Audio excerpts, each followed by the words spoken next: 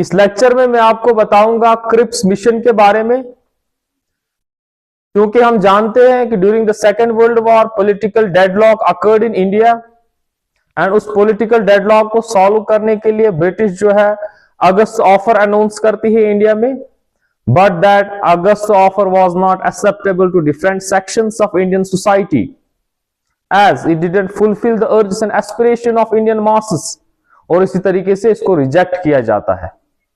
अब British government जो है एक और कोशिश करती है in order to gain the support of Indian masses, cooperation of Indian masses for second world war in the form of Cripps mission. तो अब ये क्रिप्स मिशन क्या था? इन मार्च 1942 a mission was sent to India under the leadership of Sir Stafford Cripps, इसलिए हम इसे जो है क्रिप्स मिशन भी कहते हैं।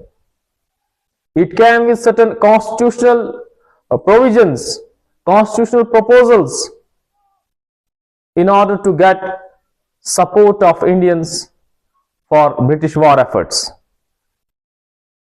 अब ये क्रिप्स मिशन इंडिया में क्यों भेजा जाता है? इसके पीछे पहला रीजन यही है, in order to solve the condition of political deadlock in India and to get support of Indian masses for the war.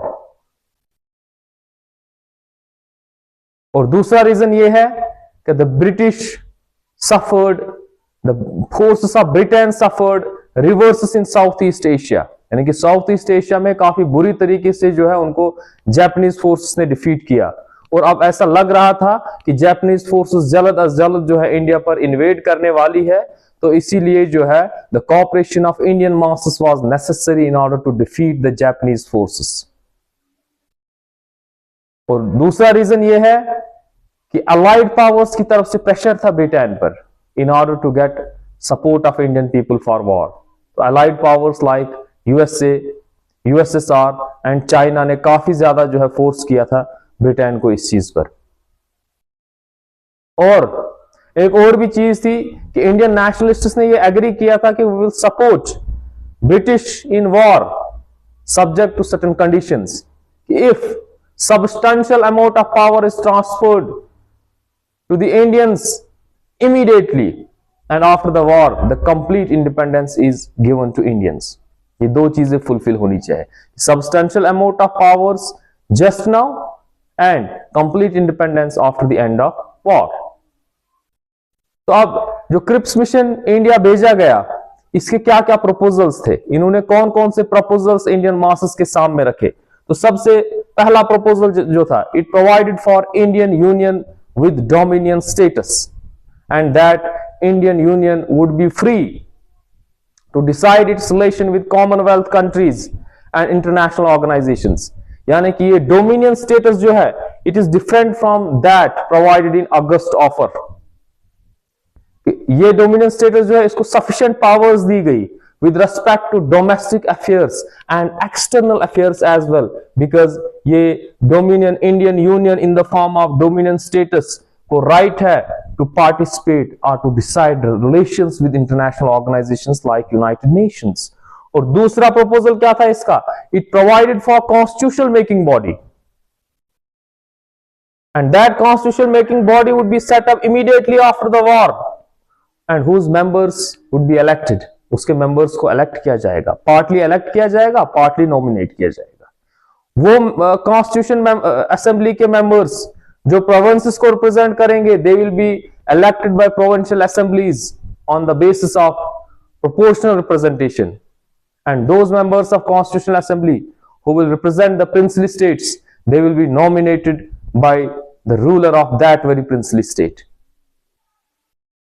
अब ये कॉन्स्टिट्यूशन मेकिंग बॉडी जो है अगस्त ऑफर में भी कही गई, बट यहां पर थोड़ा मॉडिफिकेशन के साथ। अगस्त ऑफर में ये कहा गया कि constitution making body would be set up which will consist of mainly Indians and the framing of constitution would be primarily carried out by Indians. यानी कि उस बॉडी में जो है और भी कोई हो सकता है और दूसरों का रोल भी हो सकता है अदर देन इंडियंस, लेकिन यहां पर a constitution making body which will consist of solely Indians and the Indians will make constitution for themselves.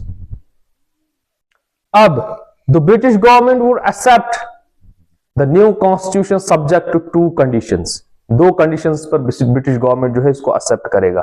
If any province is not willing to join the union, अगर कोई province ऐसा है जो तैयार नहीं है कि वो इंडियन यूनियन को ज्वाइन करे, should be given the right of separate constitution and separate union, वो अपना सेपरेट कॉन्स्टिट्यूशन और अपना सेपरेट यूनियन बना सकता है। And the new constitution making body and British government would negotiate a treaty, एक ट्रीटी इनके दरमियान होगी after framing the new constitution in order to sort out various issues that will arise out of the transfer of power. जब British government Indians को जो है power transfer करेगी, उसको जो भी इश्यूज अराइज होंगे उनको जो है डील किया जाएगा एक ट्रीटी की सूरत में। उसके बाद जो है the viceroy's authority would remain unaffected and defence का control will solely remain in the hands of British till war, और after war the Indian union जो है वो अपना डिफेंस जो है वो ऑर्गेनाइज कर सकता है। अब क्या क्रिप्स मिशन जो है वो इंडियन मास्टर्स को एक्सेप्टेबल था या नहीं था? क्या इंडियन मास्टर्स ने इसको एक्सेप्ट किया या नहीं किया? सबसे पहले हम गांधी जी की बात करेंगे। तो गांधी जी क्रिप्स मिशन को कहते हैं पोस्ट डेटेड चेक। कांग्रेस की बात करेंगे, कांग्रेस ने क्रिप्स मिशन को जो है रिजेक्ट किया। Basically Congress was not in favour of dominion status, Congress चाहती थी कंप्लीट इंडिपेंडेंस, और कांग्रेस चाहती थी कि वार के दौरान जो वाइसरॉय की एग्जीक्यूटिव काउंसिल है that should act as a cabinet, and the right given to the provinces to secede from Indian Union was against the unity and integrity of our nation. और जो है the way in which the representatives from princely states were nominated, Congress उसके खिलाफ भी थी कि ये elect होने चाहिए, ना कि nominate होने चाहिए। अब मुस्लिम लीग का क्या जो है स्टैंड था क्रिप्स मिशन के लिए? तो मुस्लिम लीग ने भी इसको रिजेक्ट किया। मुस्लिम लीग का यह कहना था कि it didn't give the Muslims the right to self determination and creation of Pakistan.